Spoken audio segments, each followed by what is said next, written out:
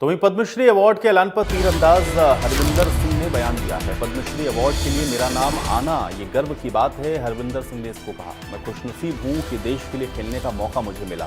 Para Olympic का पहला Arjun award मुझे मिला, ये बात हरविंदर सिंह ने कही है। तो अपने आप को उन्होंने खुशनसीब बताया। उन्होंने कहा कि मुझे गर्व है कि मैं देश के लिए खेला और पहला पैरालंपिक अवार्ड भी, अर्जुन अवार्ड भी मुझे मिला। तो पद्मश्री अवार्ड के ऐलान पर तीरंदाज हरविंदर सिंह ने ये बयान दिया है और पद्मश्री अवार्ड के लिए मेरा नाम आना ये गर्व की बात है, ये बात हरविंदर सिंह ने कही है। और उन्होंने कहा कि मैं खुशनसीब हूं कि देश के लिए मुझे खेलने का मौका मिला है।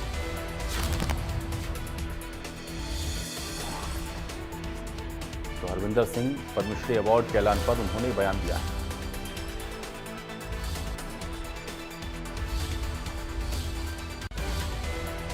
हरविंदर सिंह जिन्होंने पूरे विश्व में भारत का डंका बजाया, और आज उन्हें बात करें तो पद्मश्री अवार्ड की जो है ऐलान हुआ उनके नाम को लेकर के अगर बात करें तो सबसे पहले तो बहुत बहुत मुबारक हो, बहुत बहुत शुभकामनाएं। क्या कहेंगे इस मौके पर, इस ऐलान को लेकर? जी बहुत बहुत धन्यवाद जी। और बहुत खुशी हो रही है आज जब पद्मश्री अवार्ड्स की अनाउंसमेंट हुई तो उसमें मेरा नाम था, तो सच में ये मेरे लिए एक बहुत ही गर्व का पल है। यूं तो अगर बात करें तो पूरे विश्व में, चाहे पेरिस ओलंपिक की बात करें, टोक्यो की बात करें, आपने भारत का डंका बजाया, पूरे विश्व में भारत को एक अलग पहचान दिलाई।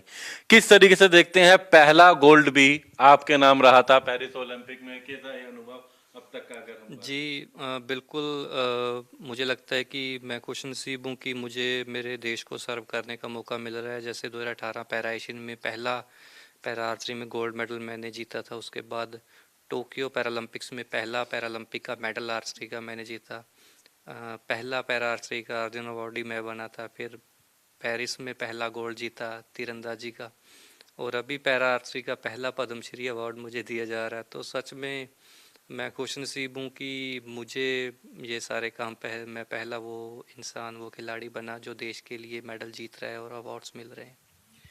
किस तरह देखते हैं, क्योंकि इंतजार तो था, जब सूचना आपको आई उसके बाद किस तरह खुशी और परिवार से भी बात हुई होगी, क्या कहेंगे इस पल को लेकर? जी देखिए, हाँ इतनी सूचना थी कि अवार्ड्स अनाउंस होने वाले हैं, लेकिन दोपहर को मुझे मिनिस्ट्री से फ़ोन पर इस बात की सूचना मिली थी कि आपको भारत सरकार के द्वारा पद्मश्री अवार्ड से सम्मानित किया जा रहा है।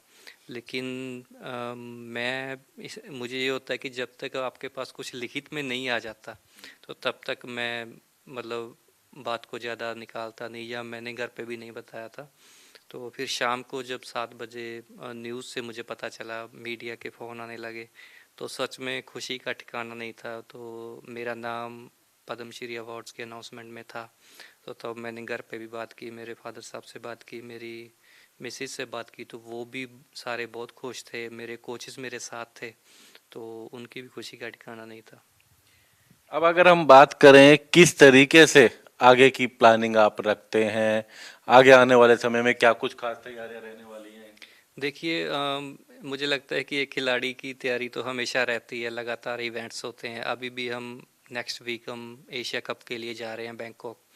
वहाँ से आते ही लगभग हर महीने हमारे कंपटीशन है, और उस कंपटीशन की सिलेक्शन से पहले ट्रायल्स होते हैं। तो मुझे लगता है कि ये 2 महीने हमारे जो रेस्ट का टाइम था वो पेरिस के बाद मैंने पूरा कर लिया, और अभी पिछले 1 डेढ़ महीने से मैं प्रैक्टिस पे था और अभी देश के लिए खेलने जा रहे हैं।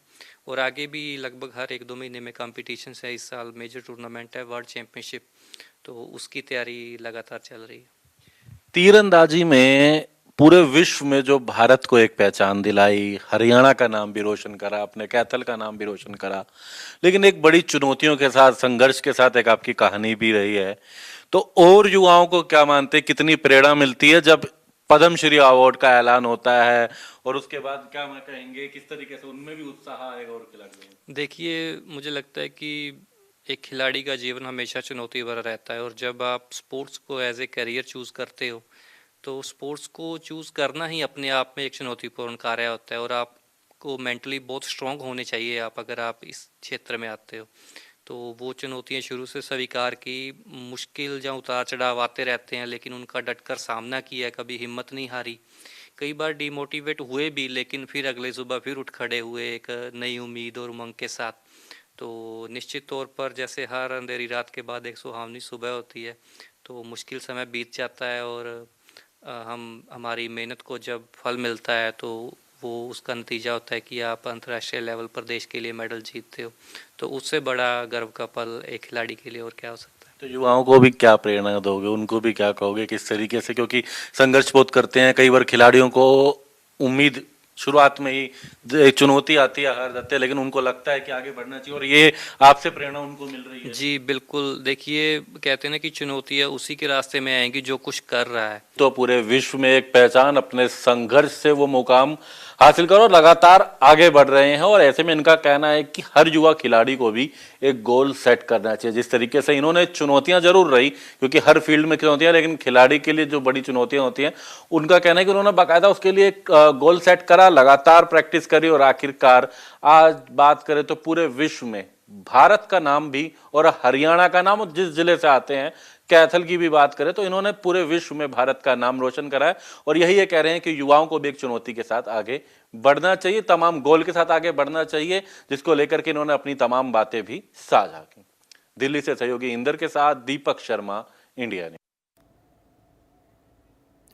और चलिए इस बीच एक बड़ी खबर का रुख करेंगे। सबसे बड़ी और अहम जानकारी आप तक पहुंचा रहे हैं।